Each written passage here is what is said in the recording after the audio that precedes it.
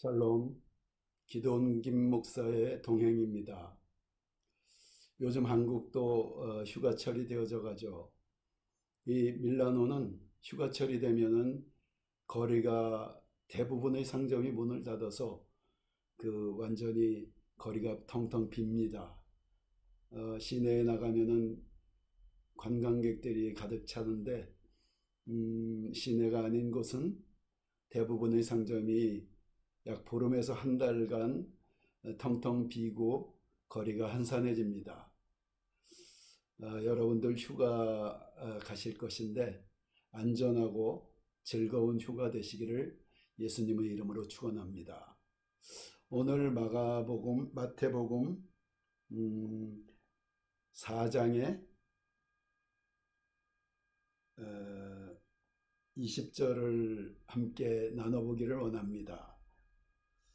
그들이 곧 그물을 버려두고 예수를 따르니라. 본문에 예수님이 제자들을 부르시는 장면들이 나옵니다.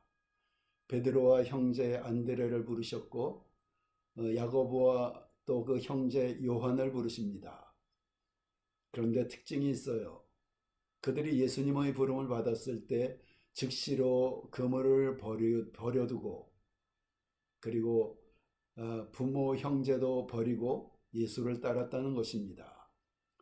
당시 유대인들은 로마의 압제에서 오랫동안 고통당하면서 그들이 가진 메시아관에 따라서 로마로부터 유대 나라를 구원할 그 메시아를 기다리고 있었어요.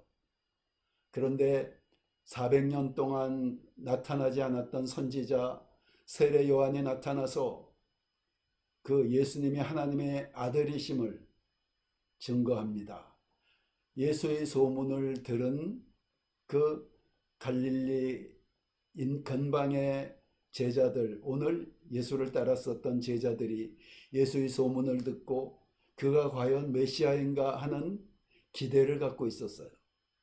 그리고 예수님이 수많은 병자들을 치료하시고 기사와 이적을 나타낸다는 소문을 듣고 그 메시아 되신 예수님에 대한 소망과 기대와 그리고 그분을 만나보고자 하는 그 마음에 소망이 있었습니다.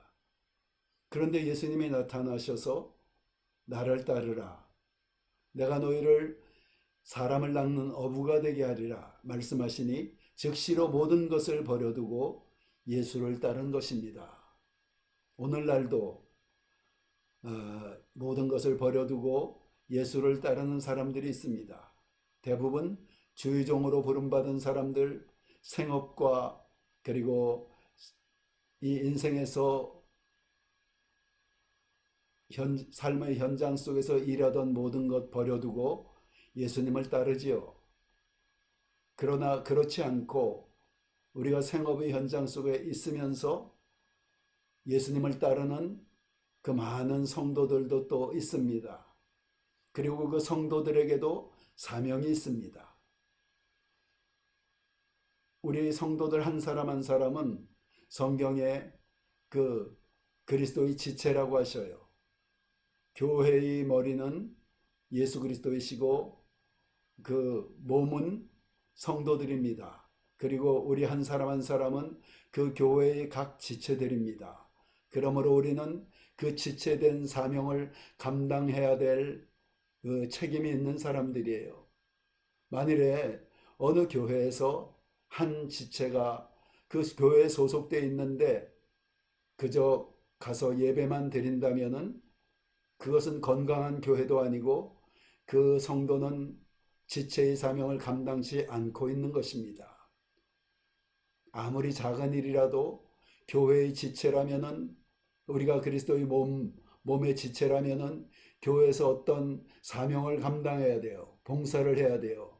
우리에게 주신 은사가 있고 우리가 할 수 있는 일들이 있습니다. 우리는 그 봉사의 사명을 감당하는 그 하나님의 사람들이 되어야 됩니다. 또한 우리가 삶의 현장 속에서 주님이 맡겨주신 사명을 감당하는 것이 우리의 책임입니다. 무엇보다도 주님은 영혼 구원을 원하셔요. 예수께서 이 땅에 오신 것 인간의 죄를 처리하셔서 하나님과의 관계가 회복돼서 하나님의 자녀로 사망에서 생명으로 우리들을 옮기기 위해서 오셨어요.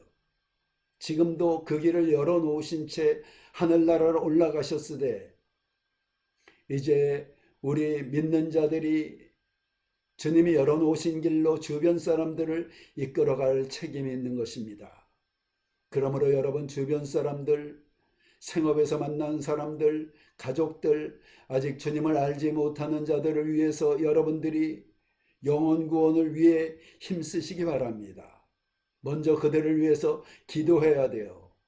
영적 영역에서 먼저 기도로서 그들을 묶고 있고 혼미케 하고 있는 그 혼미케 하는 영, 세상의 미혹의 영들을 쫓아내야 됩니다. 먼저 그들을 위해서 기도해야 돼요.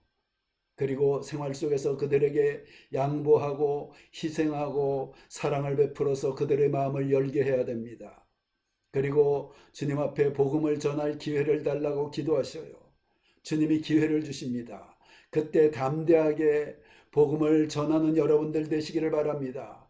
우리의 입술이 비록 무디고 그리고 어눌하고 복음을 제대로 전하지 못하는 자들일지라도 복음을 전할 때 성령이 기름을 부으셔요. 생각지 않은 말들이 떠오르게 하셔요.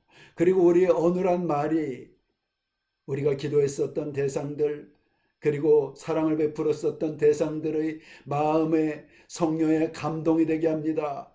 그래서 그들이 사망에서 생명으로 옮겨지게 되는 것입니다. 그리할 때 주님이 가장 기뻐하셔요. 이 세상의 어떤 우리 봉사보다도 주님이 가장 기뻐하시는 것 영혼 구원입니다. 그리고 그 영혼 구원, 우리가 전도를 위해서 애를 쓰면은 보상이 따라요. 하나님은 상 주시는 이십니다.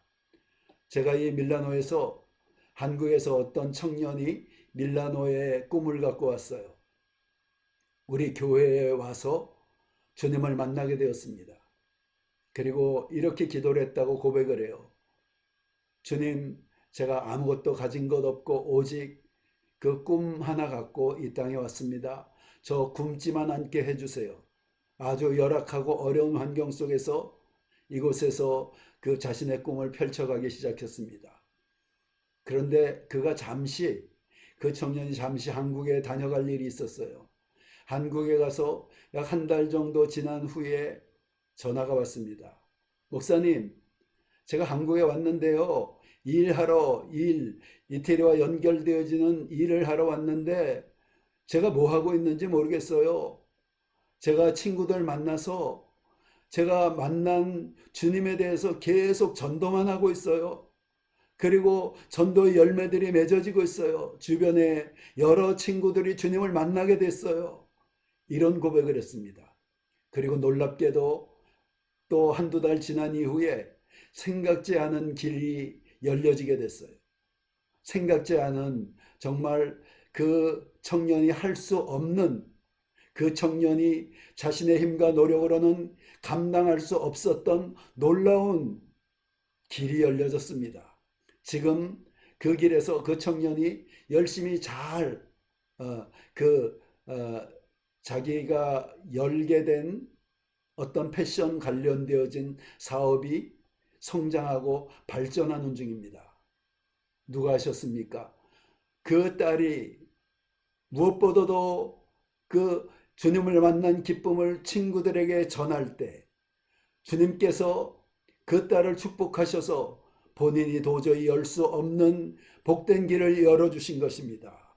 우리가 주님의 일을 하면 주님이 우리 일을 해주셔요. 여러분, 우리가 그것 바라고 하는 건 아니지만 우리가 주님을 위해서 무엇보다도 중심으로 영혼구원에 대한 뜨거운 열정을 갖고 복음을 전할 때 그 한 영혼이 주께로 돌아오면은 99마리 잃어버린 양보다 우리에 있었던 양들보다 한 마리 양이 찾게 된 것을 주님이 기뻐하신 것 같이 주님이 그 한 영혼의 구원을 너무나 기뻐하신다는 것입니다. 천하보다도 더 한 영혼을 귀하게 여기신다는 것입니다.